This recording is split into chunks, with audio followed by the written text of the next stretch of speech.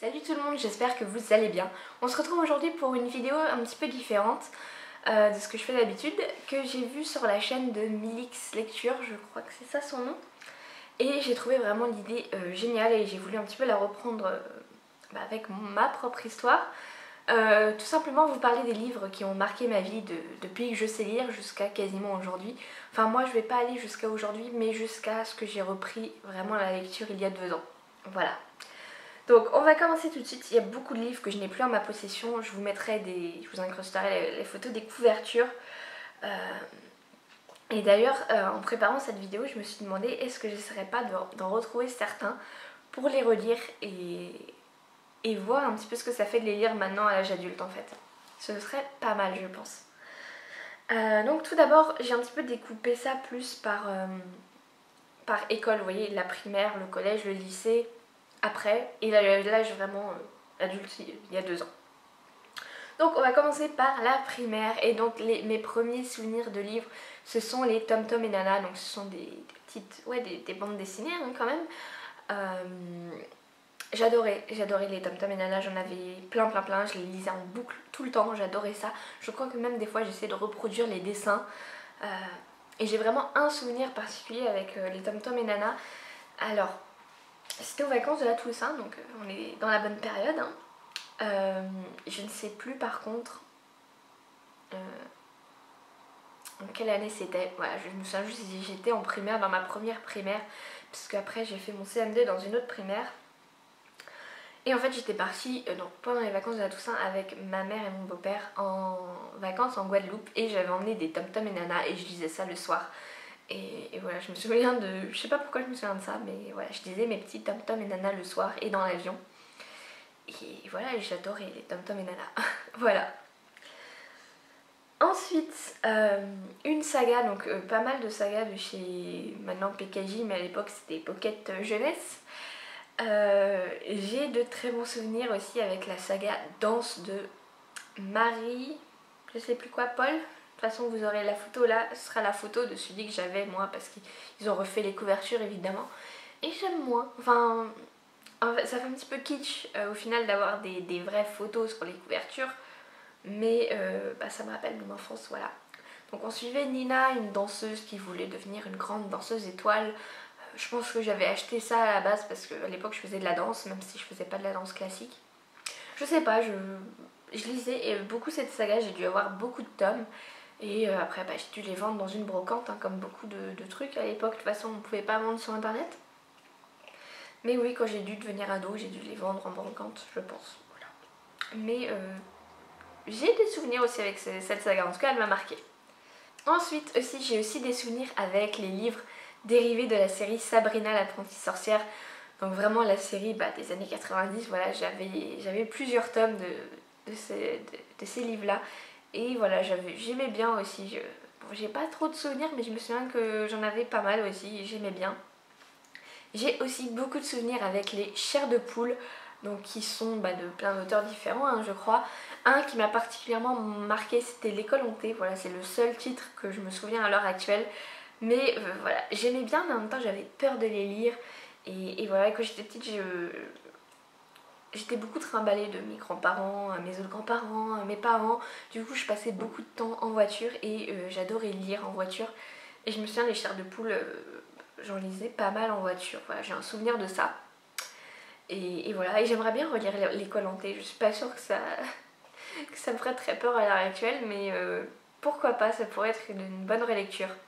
Pareil pour le danse, j'aimerais beaucoup relire le tome 1 de danse. Je sens que ça va être pas nul, mais vraiment pas pour mon âge quoi, mais j'ai envie de relire ça me ferait rire.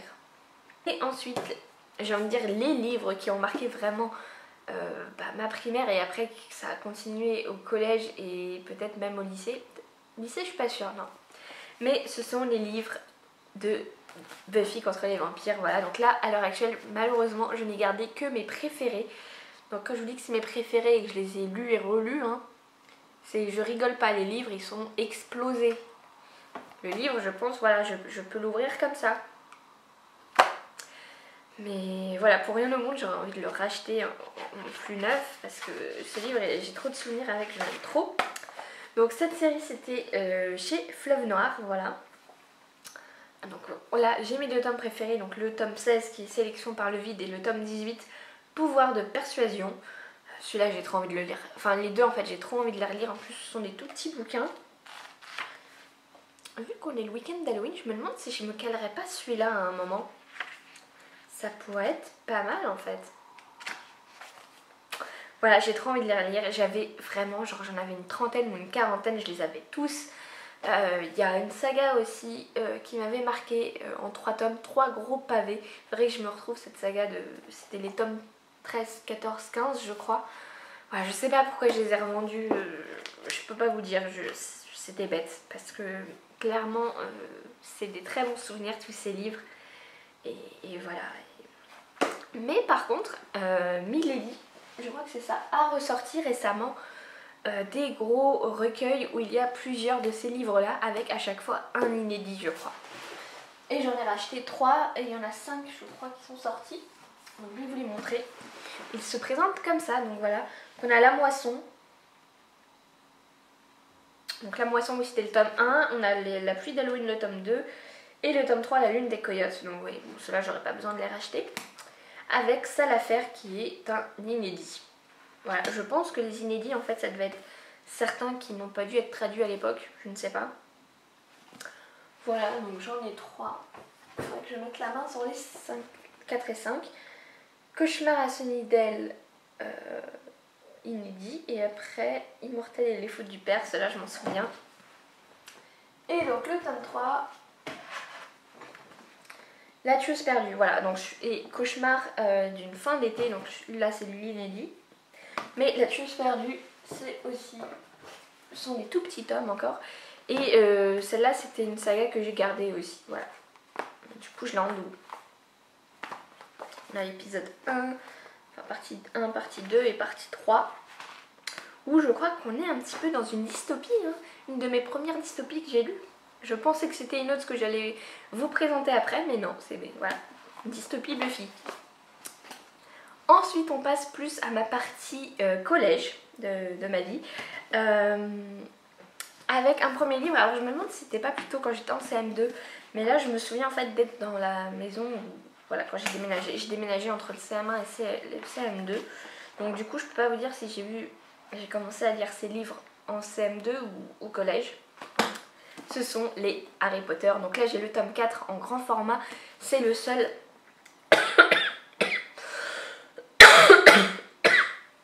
Excusez-moi. C'est le seul qu'il me reste à l'heure actuelle de ceux que j'avais quand j'étais petite. En fait, ma mère m'avait acheté, je crois, les 3 premiers poches en tome de chez Folio. Là, vraiment les vieux, je vous mettrai des photos là.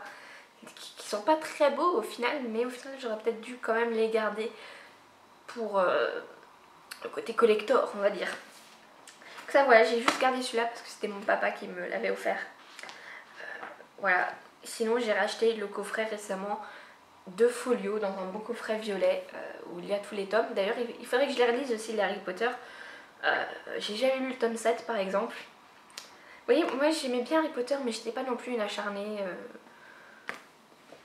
Voilà, j'aime bien, mais voilà. Même à l'heure actuelle, vous voyez, bon, j'ai un petit peu une partie Harry Potter, mais c'est pas vraiment ma saga préférée. Je préfère Le Seigneur des Anneaux par exemple. Ensuite, un autre livre de fantasy, bon là vraiment c'est vraiment de la fantasy 100% pure, qui a marqué mes périodes du collège et après du lycée, parce que les autres tomes sont sortis aussi plus tard, c'est Eragon évidemment. Voilà, j'ai découvert Eragon en 6ème je crois, 6ème ou 5ème, je ne sais plus, ou peut-être plus tard. Attendez, je vais regarder en quelle année il est sorti. Lui aussi il faut que je le relise, hein. Surtout que j'ai jamais lu le dernier tome. 2003, donc j'avais 12 ans, donc ouais, c'était 6ème ou 5ème. C'était une copine qui était fan du Seigneur des Anneaux aussi, qui lisait Eragon et en fait ça m'avait donné trop envie cette couverture. Enfin, je sais pas, j'étais attirée par le livre et je l'avais acheté et j'avais adoré, voilà. Le tome 1, je l'ai relu plusieurs fois. Il faudrait que je le relise, hein, parce qu'après, le tome 2, je l'ai lu qu'une fois, et le tome 3, je l'ai même pas fini, je crois, et le tome 4, je ne l'ai jamais commencé. Donc il serait temps que je m'y remette. Ensuite, on va passer tout de suite, bon, on est toujours à ma période collège, mais on est dans des livres qui ne sont vraiment pas faits pour collégiennes, je pense. mais que j'ai lu quand même au collège et qui à l'heure actuelle est toujours ma saga préférée de tous les temps. C'est Les Enfants de la Terre de Gene Howell. Donc le tome 1, Le clan de l'ours des cavernes. Donc voilà, en fait j'étais passionnée de préhistoire quand j'étais plus jeune et je voulais absolument lire cette saga qui se passe à la préhistoire. Mais clairement c'est pas spécialement des bouquins pour les moins de 15 ans. Je pense rien que déjà dans le tome 1 on a une scène de viol. Voilà, j'ai lu ça, j'avais 12-13 ans, tout est normal.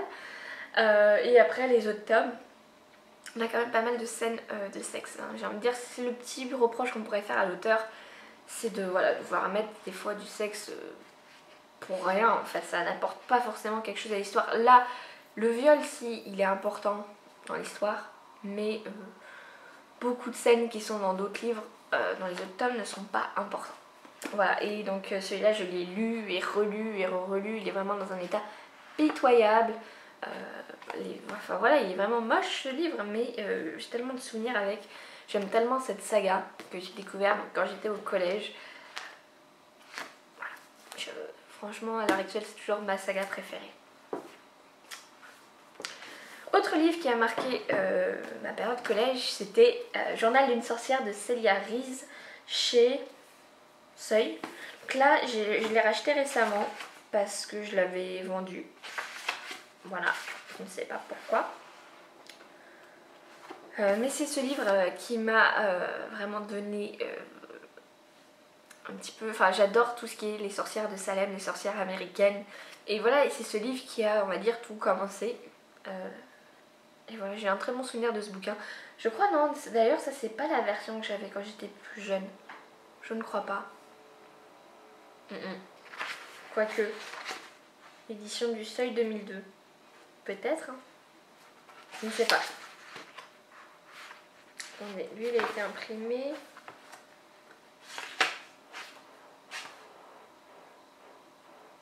Non, ouais, c'est peut-être... je me souviens plus. C'est peut-être le tome 2 qui avait une édition différente parce qu'il y a un tome 2 qui s'appelle... je sais plus.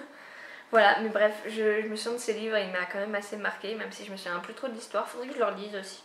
Voilà, en plus c'est écrit gros avec des grosses marges. Ça peut être lu assez vite. Quand j'étais au collège aussi, j'ai découvert Gossip Girl, oui, les livres, hein, puisque la série est inspirée de livres, donc je ne les ai plus en ma possession. Mais voilà, j'ai découvert la saga Gossip Girl au collège et j'adorais les livres, j'en avais pas mal, j'avais plusieurs tomes. Et c'est pour ça que j'ai peut-être pas forcément accroché à la série, c'est que j'étais trop attachée aux livres. Voilà, en plus, moi ce qui m'a perturbée, c'est que bon, dans la version française des livres, Blair s'appelle Olivia. Et du coup, quand je me suis retrouvée avec Blair dans la série télé, je me suis dit, mais c'est quoi ce bordel? Et je sais pas, ouais, franchement, j'étais trop attachée aux livres pour vraiment m'attacher à la série. Et j'aimerais bien relire les livres. Je pense que ça me rappellerait pas mal de souvenirs. Et pour finir mes années collège, encore des livres qui ne sont pas forcément adaptés pour une aussi jeune fille, on va dire. Ce sont les Stephen King. Voilà, je me suis mise très tôt au Stephen King, hein, j'avais 12-13 ans. Donc c'est pas ceux-là que j'ai commencé, mais ceux-là datent de cette période-là. Ce sont les seuls que j'ai encore à l'heure actuelle qui datent de cette période-là. Puisque le premier que j'ai lu, ça devait être... en fait, j'ai découvert le film Fenêtre secrète avec Johnny Depp.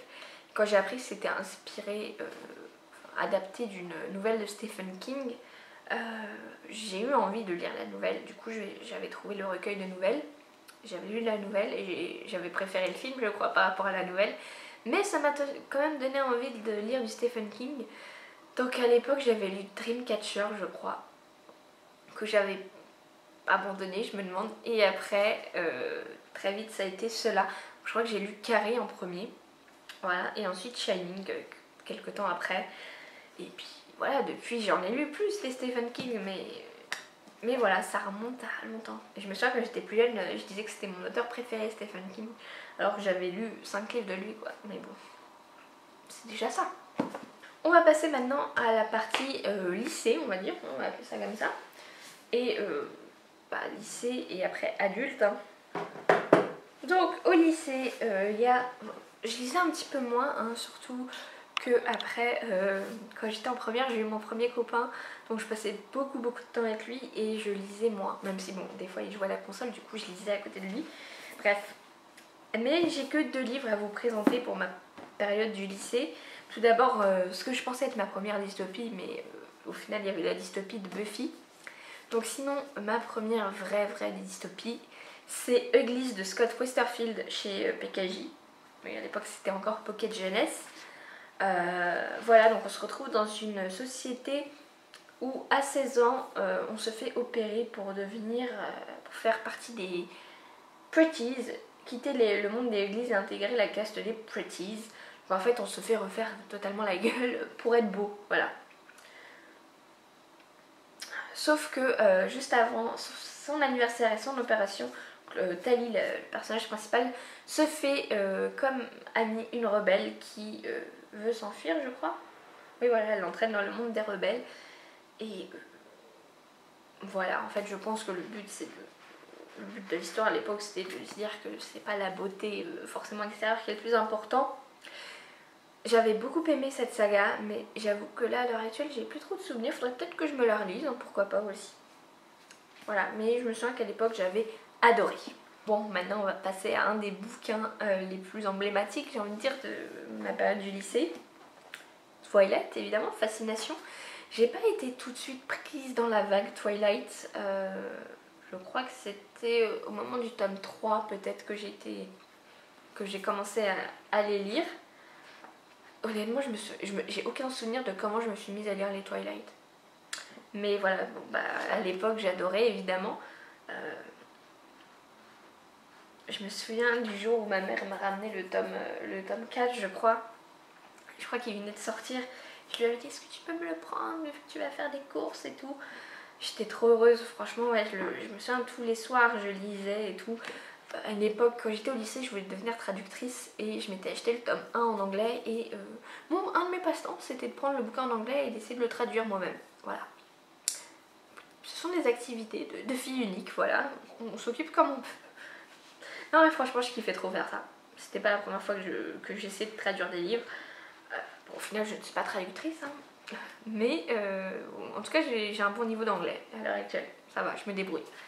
Bref, voilà, j'ai adoré cette saga, j'ai adoré la saga, enfin la saga au cinéma, bon, si au début j'étais quand même encore assez jeune, maintenant à l'âge adulte, je pense pas que j'aurais envie de les relire, enfin en tout cas pas tout de suite, j'ai envie de les garder, mais j'ai pas spécialement envie de les relire, et les films, bon bah ça va, mais c'est pas, je vais pas non plus cracher sur mon adolescence, mais voilà. Et ensuite on va passer à l'âge adulte. J'ai eu différentes périodes où je lisais et où je lisais pas. J'ai tout d'abord eu une période, donc ça c'était quand j'étais en école de parfum et d'arômes là. Donc ça a duré 1 an ça. Et j'avais une copine de classe qui lisait 50 nuances degrés. Et voilà, ça m'a donné envie. Voilà, j'avais entendu parler d'un truc avec du BDSM. Et je me suis dit, allez, on va lire ça. Et voilà, et j'ai lu 50 nuances degrés, bon, le tome 1, le tome 2 et le tome 3 je l'ai jamais lu. Voilà, je suis passée à autre chose. Mais quand même ça a marqué un petit peu une période de ma vie, hein, puisque je lisais plus trop à cette époque et là je me suis remise à lire beaucoup. Et ensuite, donc bon, les 50 nuances degrés je les ai plus en ma possession. La saga dont je vais vous parler maintenant, je l'ai, sauf qu'elle est dans le bureau où il y a mon chéri, j'ai pas envie d'aller le déranger. Du coup je vous mettrai une photo, hein, même si je pense que tout le monde va voir de quoi je parle. C'est tout simplement la saga After. Hein. Oui, je suis entrée dans la vague After il y a quelques années.